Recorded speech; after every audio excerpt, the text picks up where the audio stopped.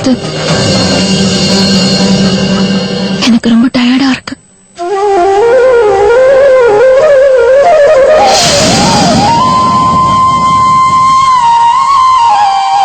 அந்த ஆக்சிடென்டால நிறைய blood loss ஆயிருக்கு. அதனால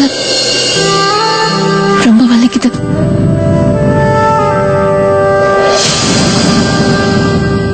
நான் கொஞ்ச நேரம் ரெஸ்ட் எடுத்துக்கிட்டு வரேன்.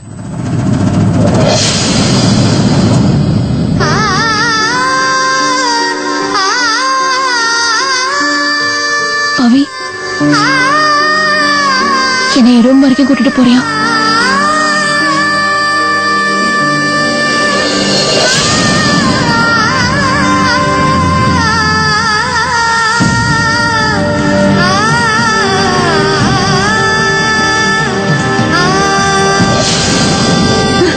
ஷாலினி, பாட்டி,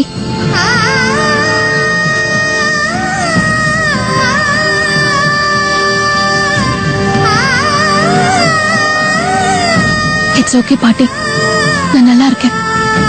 ஐம் ஓகே, டோன்ட் வரி. நான் இப்போ என் வீட்டுக்குள்ள இருக்கேன், என் குடும்பத்தோட.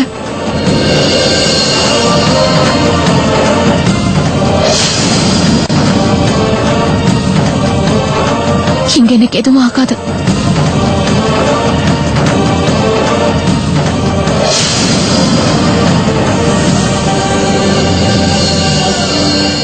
பவி, நீ ஒரு வேலை பண்ண. நீ உன் அண்ணன் கூட இரு.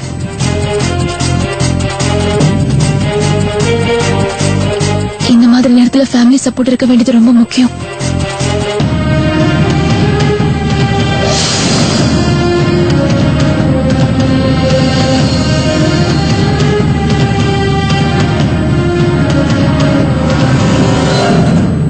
ஷாலினி என்ன கேம் ஆடிட்டு இருக்கா? எல்லாம் தெரிஞ்சவன் வாயை திறக்கவே இல்ல. இவன் மனசுல என்னதான் நினைக்கிறா?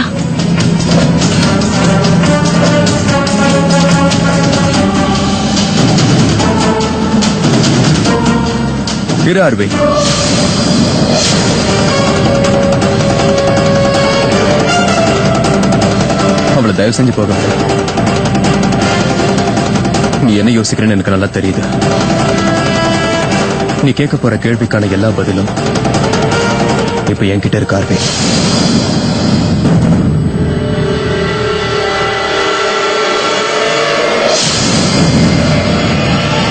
So just listen to me carefully. உனக்கு ஷாலினி நடந்துக்கிறதெல்லாம் பார்த்து ரொம்ப விசித்திரமா இருக்குல்ல?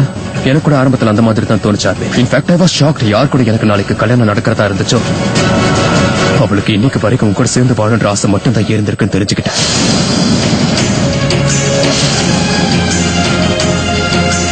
நேத்து வரைக்கும் அவ ஒண்ணு வெறுத்துட்டு இருந்தா சொல்லிட்டு இருந்தா.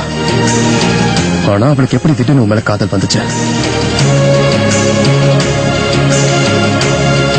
வழக்கம் போல ஷாலினி உன்கிட்ட விளையாடுறதா நீ நினைச்சிட்டு இருப்பல்ல? ஆனா அவ வாழ்க்கையில விளையாடினது அவளோட தலையெழுத்துதான்.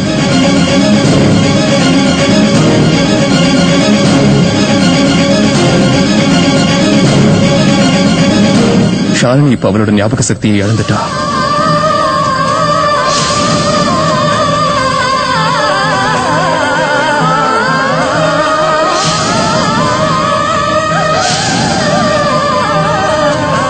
என்ன? ஷாலினி அவ ஞாபக சக்தியை இழந்துட்டாளா?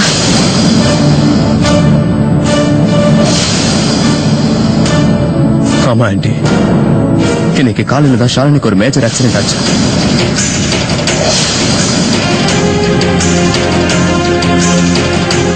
ஷாலினி காலையில இருந்து மிஸ்ஸிங்.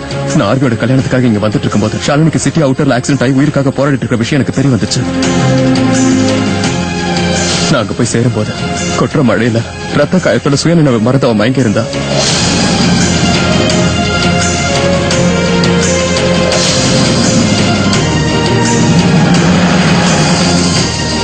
அவ இருந்த அந்த நிலைமையை பார்த்து ஒரு நிமிஷம் என் உயிரே போயிடுச்சு.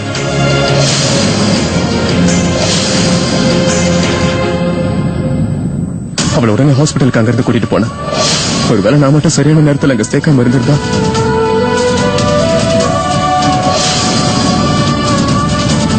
இன்னொரு விஷயம் தெரியுமா உனக்கு?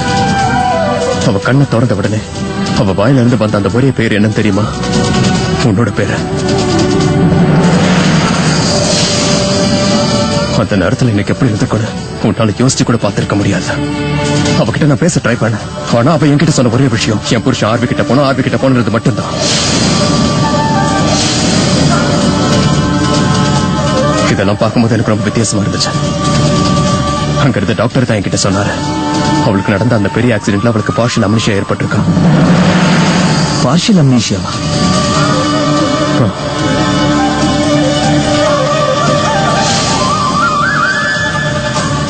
ஷாலினி அவளோட வாழ்க்கையில ஒரு பர்டிகுலர் டைம் பீரியட் சுத்தமா மறந்து போயிட்டா. அவ ஜெயிலுக்கு போனதுக்கு அப்புறம் அவளுக்கு நடந்த எந்த ஒரு விஷயமும் அவளுக்கு ஞாபகம் இல்ல. அதனாலதான் அவ சுயநினைவுக்கு வந்தப்ப அவ சொன்ன ஒரே பேர் உன் பேரா இருந்துச்சு. அந்த மாதிரி சிச்சுவேஷன் அவளோட மென்டல் கண்டிஷன் எப்படி இருந்துச்சு தெரியுமா? அவ ரொம்ப ரொம்ப அன்ஸ்டேபிளா இருந்தா.